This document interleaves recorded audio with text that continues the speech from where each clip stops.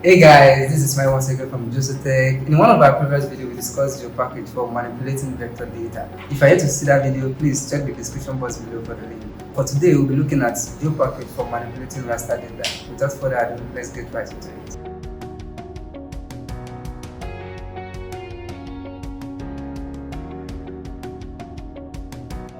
So, guys, this is where we left off from our last discussion on the Geopackage. And now I forgot to mention Geopackage is actually developed by the Open OGC, the Open Special Consortium, some 3 years back, compared to the S3 shapefile that have been around for more than 2 decades. So, and this is where we actually stopped in our last discussion on Geopackage. So now, if you remember, we're trying to add a database, importing a database from the browser panel, but it was giving us an error, and I went back and figured that out. So the thing is, when you right click on your Geopackage, or when you go to your, let's go to the parts, the folder that where we have our package. Let me go to user, go into document, then scroll down to GTS training. Then here, this is where we have Geopackage. So when you go right click, I need to activate this add connection. So I didn't actually add the connection, I didn't activate it. That's why I was not able to create new vector file under the Geopackage. So when I click on add connection, right click again, you can see remove connection. So this way I can actually add a new vector file. So let's try it out, guys. You can see.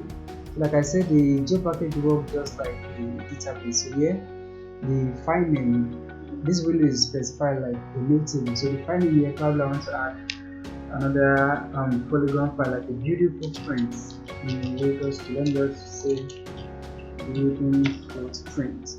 So here I can add the field. So probably I want to know the area of each building. So the area will specify the alphanumeric as, let me say, is so square kilometer. So specifying as it tells to the data.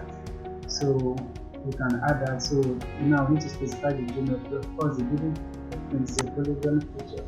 So I'm going to come over here, select the polygon option and click on OK. Before you go, don't forget your CROS. So I'm still going to maintain my data and I click on OK. So guys, you can see I don't even need to refresh before you have your building footprints in the Lagos Geopackage. So next time you need to click on add connection for you to go to admin vector area under your Geopackage. So guys, that is that. Now you can import your Geopackage in different ways. So like I said in the last video, we used the browser panel. So under this icon where you have your Geopackage, it is here already because we click on add connection. So this actually already read our Geopackage file. Or look at this icon over here. This stands for the data source manager. You can click on it, go to the option where you have Geopackage under your data source manager window. Click on Geopackage. Then this, because I've been it in, that's why you have these options here. Then remove this. OK. So initially, this is what you're supposed to have. You shouldn't be anything here. So you click on new, then go to the folder where you have the Geopackage. Click on it. When you click on OK, you see you must click on connect for the PGIS. So data manager to connect to the source where you have the vector file. So click on connect. You see when I click on connect, these are now activated, so you can click on close. Now from here, when you go back to your browser panel or this Geopackage option here, you can come down and bring your data as this one. You see, you can add layer to the current project. So that's how you import your Geopackage into your PGIS environment. So in this video, we quickly want to look at bringing in raster, because I told you that one of the advantages of Geopackage over shapefile is that you can have both vector data and your raster data format in one Geopackage. So What we want to maintain our Lagos Geopackage and also add a raster file in it.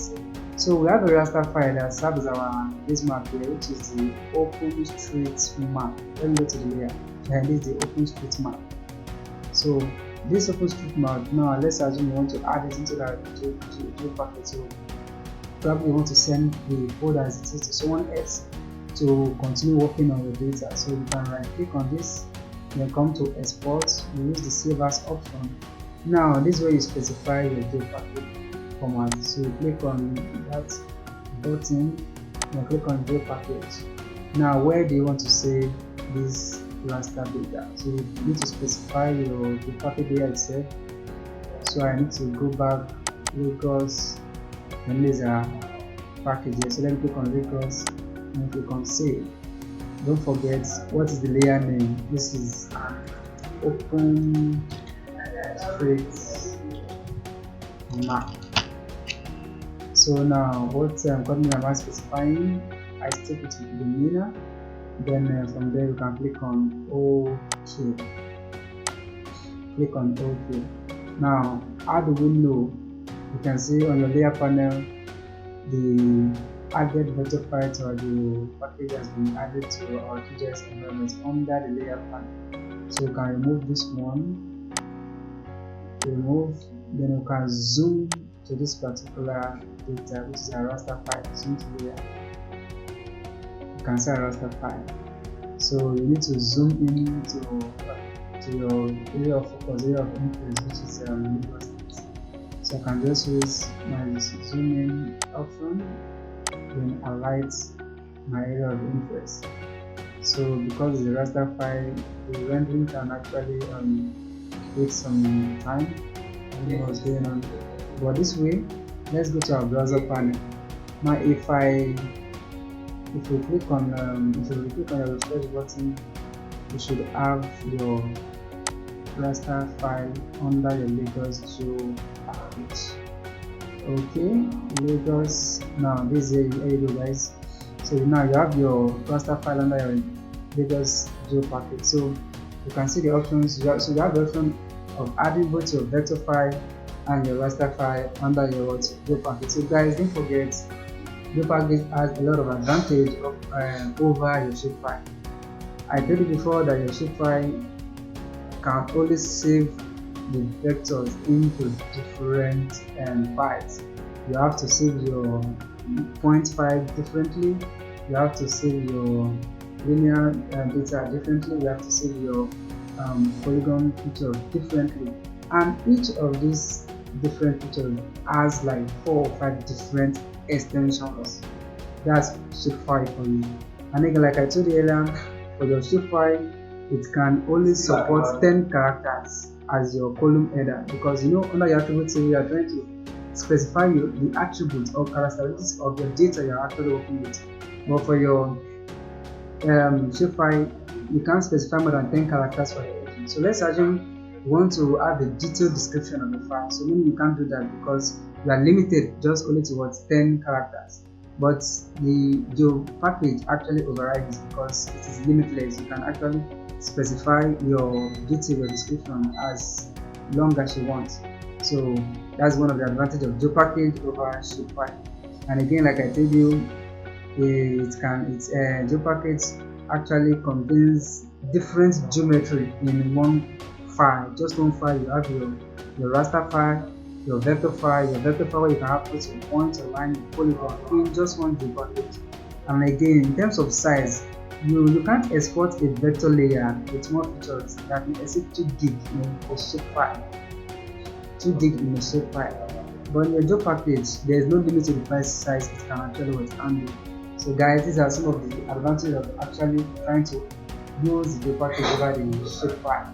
So that's for that. So guys, that was all for today. I believe the video you can now decide what you want to do. Probably you want to use shapefile or Geopackage for your data set application. So that depends on you. But while watching this video, if you have any question at all, please note that in the comment section. Thank you so much for watching this video. I hope you listened to it. But before you go, make sure you click the like button and subscribe to our YouTube channel for more episodes. See you next time.